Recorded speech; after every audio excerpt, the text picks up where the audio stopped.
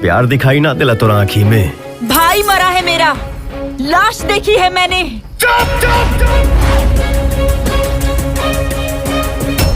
नाम पर दाग चिता के आग से कम ना होला।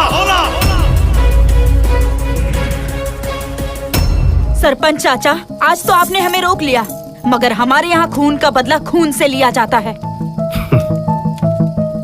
अब क्या उखाड़ लोगे तुम हमसे बगावत करके? हम तो बर्बाद हो चुके हैं तुमसे मोहब्बत करके। दिल के दर्दिया के दवाइयों ना भेटाता, छोन छोन लाई होता दा जाने अब जाता।